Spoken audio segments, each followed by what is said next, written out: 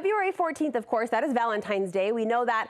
But what happens on February 13th? Well, according to Amy Poehler's character on the NBC sitcom Parks and Recreation, it's a holiday all its own. As she explains in this episode from 2010, February 13th marks Galentines Day. Let's take a look. One-word essay of why you're all so awesome. What's Galentine's Day? Oh, it's only the best day of the year. Every February 13th, my lady friends and I leave our husbands and our boyfriends at home and we just come and kick it breakfast style. Ladies celebrating ladies. It's like Lilith Fair, minus the angst. Plus frittatas. Okay, so we're on board with that. In fact, we're making that term, Galentines, the starting point for a week-long series dedicated to sharing the spirit of love with those you love. Of course, good girlfriends make the list. Designer Aimee Ferre is here to help us show some love for the fantastic females in your life in the form of a Galentine's Day party. Yes. Am I invited to your Galentine's Day party? If you want to be, Brooke. Okay. All right. What's the concept here? What's the big idea? Well, it's just that you are supporting your girlfriends. You're always there for your girlfriends, right. And you're kind of counteracting maybe what you might not receive on Valentine's Day.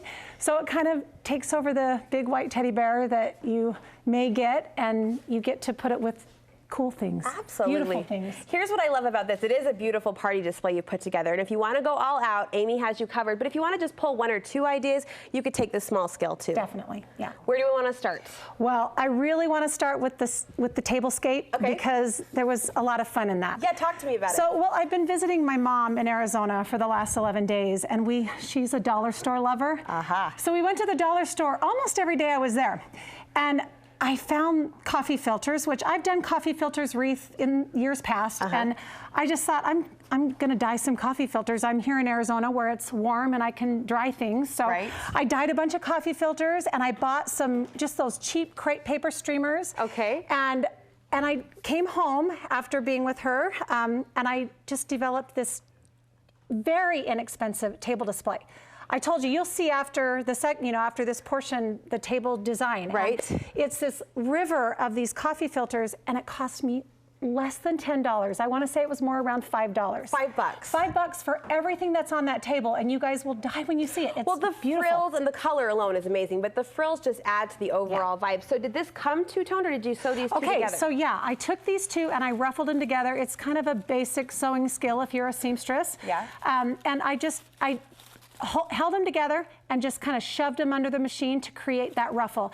And it really took me less than 10 minutes to do two big long streams. You can see I did the red and pink. I like the red and pink and together. The pink and white. And I just stacked and layered and let it run down the table. I just kind of, it went with the river. You know, I kind of intertwined it, and seriously, the table display took me less than 10 minutes to create. Once I had all these things together. I was going to say, now talk to me about the dyeing process. How easy was that? So it was actually really easy. I just took a bowl, filled it with this RIT dye, diluted it with some water, and then took a handful. You'll see they come in clumps. The coffee filters come in clumps. And you just kind of dip the edge into the color, and it just absorbs. You can see these are like that variegated, you know. It looks like a peony almost, the way it's kind of just the colors spread and through the petals. peonies and garden roses are $5 a piece. So this is a much cheaper option. And after Christmas and the holidays, we're kind of looking for an inexpensive way to go. Yes, we are. What did you do with the tableware? So the tableware is all from the dollar store. Thank you very much. Are you serious? Yes. So this is a $3 place setting minus the estate sale flatware that I found. Sure. But you can, if you don't have enough, you know, if you want to invite 16 girlfriends and you don't have enough, but you want to make it really nice, they pretty much have those glass plates all the time. Like I see them every time I go. And this seems like one of those parties you could go eclectic if you wanted to mix and match a little bit. Yeah. I like the cookie topper on the glass.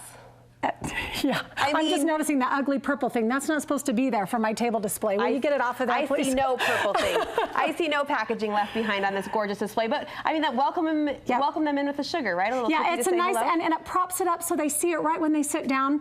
And I'm going to fill mine with milk when I do my Galentines. Nice. So what have you done here? Oh, well, it kind of disintegrated a little bit. It was cotton candy, but it's a little Cupid cookie. Oh, that's cute. So I had this little gingerbread house that was made from my darling neighbor, Annie Larrabee, for for when my stepdad passed away. And I could not throw it away after Christmas. It was this labor of love, so beautiful. And so I made it into a love shack, and I put all these little, I just kind of incorporated that cookie theme into the party. I love it, with the cookies, the milk, like you said, that will fill those glasses, and the cute Cupid sitting atop the... And the cotton candy that you can find at the dollar store is kind of supposed to be a cloud, if you can tell. I was totally with you, a pink cloud. Yeah, a cloud in the mix of the sunset. We've got to pull up some pictures of this grand tablescape, because the end effect, I mean, keep in mind the $5 to $10 budget, keep in mind the dollar store purchases, but look what you were able to accomplish. That's beautiful. I know. It really, even in real life, it's like breathtaking. It's so beautiful. There's your Galentine table That's spread. like, you need to do a party like tomorrow. I know, I'm ready. I'm waiting for my invitation, Amy, I tell you. All right. Now, a couple minutes left. We want to talk about favors, and if you're not even going to throw a whole party, just little girlfriend gifts you could hand out. Yeah, so this one, I thought if you're doing a party, it might be fun to do a cookie or a little candy or small little office supplies, beauty aids, a little swap. Yeah, an exchange. Everybody brings something to contribute in these little paper cups. Cute. And then you just fill a box. You go home with a box of candies. Of course, these, I just embellish these boxes. You can take the ones that you've, that from the grocery store for $1 and put paper on it or paint it. And you put Amy's creative love right there on top. Yeah, I did. Okay, what else? Okay, so these are just little gifts. I thought it would be cute to say, girlfriends stick together with a cactus or the washi. I've got homemade fortune cookies. Martha Stewart has an unbelievable recipe. Your big key is Silpat mats and cupcake pans, because you can let them cool so that they don't, so when you make the little taco fortune cookie, it doesn't fan back out. So you're wrapping up a love note or a message. Yes, and so the fortune cookie, that's what's important there. That's awesome. I've got little straws that I embellished. If you have friends that are into Diet Coke, I'm not a soda drinker myself, but I know there's a lot of those out there.